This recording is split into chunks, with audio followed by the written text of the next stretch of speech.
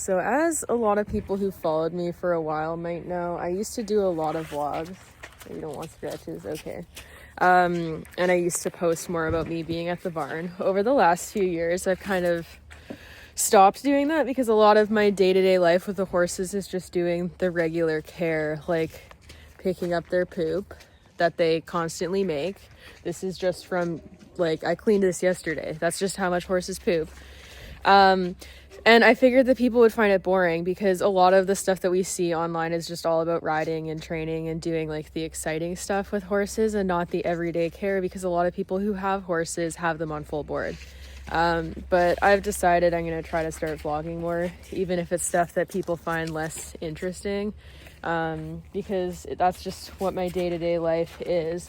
And when you're doing a lot of work for the horse, ow, why did you do that? When you're doing a lot of the daily work with the horses, it can be hard to have the motivation to want to ride and do a lot of the training stuff, because it is a lot of physical labor dragging a wheelbarrow through the mud to pick up their poop and doing the day-to-day care. So over the winter they kind of hibernate, and this year has just been a slower year for me between Pogo's health issues. Banksy had a huge double abscess in his foot. I'll actually show the abscess hole where it blew out, because one of them ended up blowing out his coronet band, which really sucks because now we have a hole in his foot that has to grow all the way down the hoof capsule, and his feet have been growing really fast, so it's actually grown out a lot more than what you might expect. But yeah, there's just been a lot going on. And then like when I stopped vlogging as much, it was also in part due to the fact that I was just not very happy. I was in bad relationships and I wasn't feeling good about myself, and I just thought no one cared, and I didn't really have a direction with what I wanted to do with the horses and whatnot. But anyways, today's vlog is going to be the boring stuff, because I'm just going to be picking up the poop of all these kiddos and filling hay nets. And then it might get really exciting when I take Banksy out to brush him, and I might do some groundwork with him. This is Pogo. Pogo's grayed out so much. He's so white now, and he's starting to get flea bites. It's crazy because we've had him since he was just a baby. Just a baby. So I give my horses free choice hay, which means they always have hay in front of them because I want to make sure that they are always able to forage. This net is double netted. Most of them are just 1-inch holes. What we're also going to do today that might be exciting is get this knot out of Junus's hair. She gets wind knots really easily. I am super fortunate that my boarder does chores 3 days a week to pay off board, so I only have to do chores 4 days a week, but it is highly physical. Nice clean shelter. Athena's chilling. Athena's not my horse, she's my boarder. Hi. Clean water bucket filling. Now the hard part's going to be remembering to turn the hose off, because my hose timer's not on anymore because it's getting colder now and stuff was starting to freeze early in the morning, so pray for me. These are the hay nets that I need to fill and replenish. Filling hay nets is definitely my least favorite chore because I'm allergic to hay, but also just because it sucks. Probably made like some allergic to hay. And since horses eat about 2% of their body weight in hay per day, we're doing this a lot.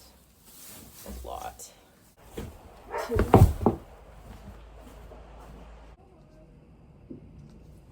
3. Bail. Bail.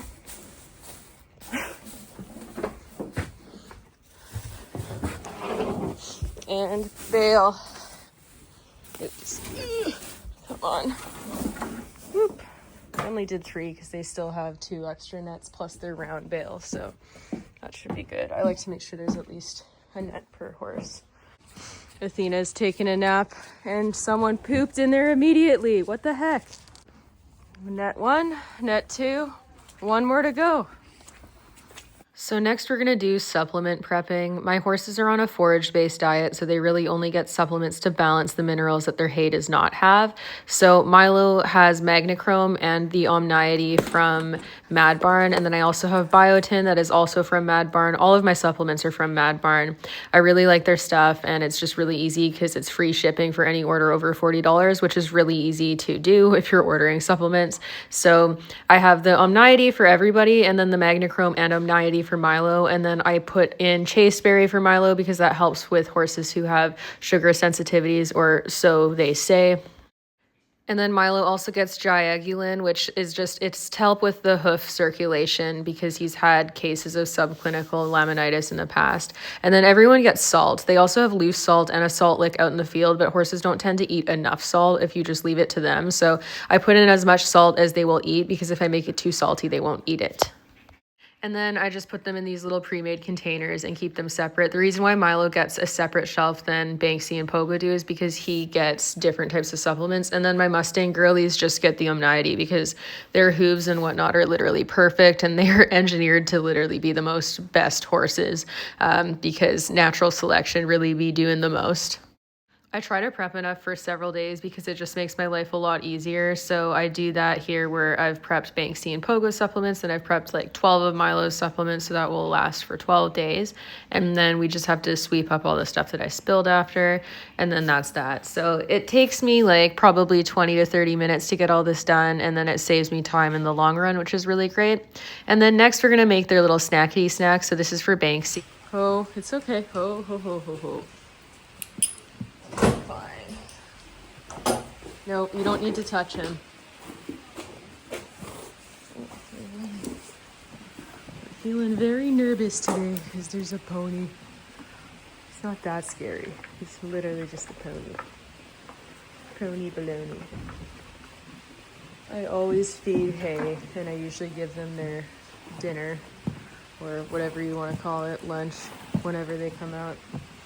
And it just makes grooming and whatnot nicer for all of us, and they get to practice normal behaviors. Also, he's quite nervous because I don't usually have him in here.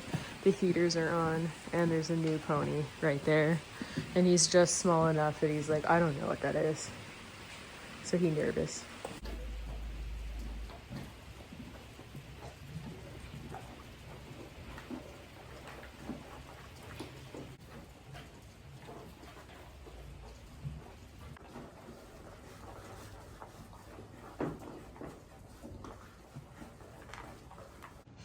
Okay, so this crack is where the abscess blew out. It was initially way up here, and then it's grown down to here, and unfortunately once it gets down to the toe, he's probably going to chip the toe really nice and short, which is going to suck for him for a bit. But I'll show you what I've been doing to take care of it. This is wax that I put in like a couple days ago now, and it was still in there, so I use that as like an antibacterial to pack it, because obviously this is like an abscess risk because it's a big hole. So I stuff it with the beeswax that I made that has essential oils in it, and it's antibacterial, and it just makes it less likely that he's gonna get an abscess. And then I'll also show you the clay that I use. It's like a field paste clay that I also made. I'm gonna be doing the tutorials for those for my members only, or Patreon if anyone's interested in learning how to make it, because I'm doing an equestrian DIY holiday gift list. So yeah, that's awful, doesn't it suck? So this is the beeswax. It's really hard, so I use a hoof pick to pick it out, and then I warm it up in my hands, and then I shove it into the crack. So I take the hoof pick and I dig some out. This is really hard to do with one hand. Okay, so I've softened it up in my hands, and now it's like the consistency of like, I don't know, candle wax, earwax.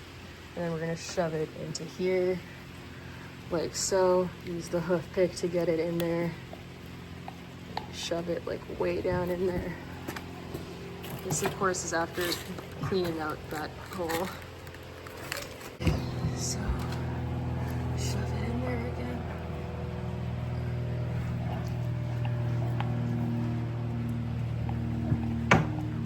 Basically I just want to fill this whole crap. A little bit more.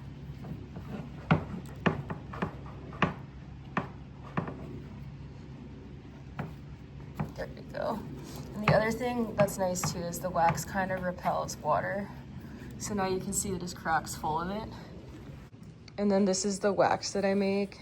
That's why it's in a weird container. And I basically put this in the collateral grooves, which are on either side of the frog and then along the frog, and it helps prevent and treat thrush. And it also can help draw out abscesses if they have any. But it's just a good way to keep the hoof nice and healthy. So we got his hoof there.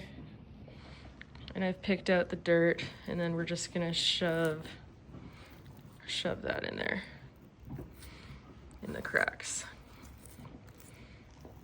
And then we can put some in the, so as you can see, very nice, and he has no thrush right now, thanks to this hoof paste. You can also use the hoof wax by putting it in the hooves, but I prefer the clay because it's easier to work with. The hoof wax is really good for molding and stuffing into cracks and crevices in the hoof. The other fun thing about the clay is that you can use it as a face mask or to treat acne as like a spot treatment, and it works really, really well.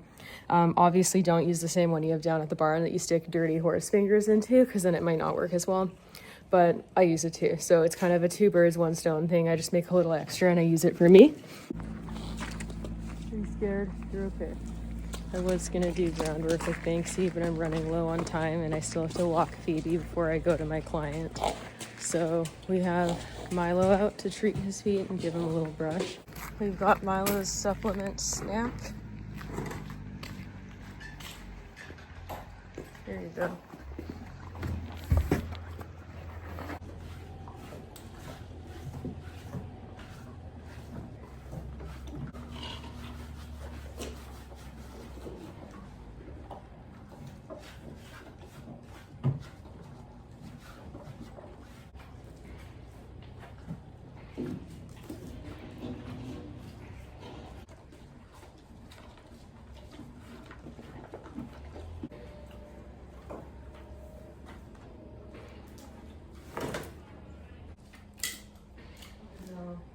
That was so stupid.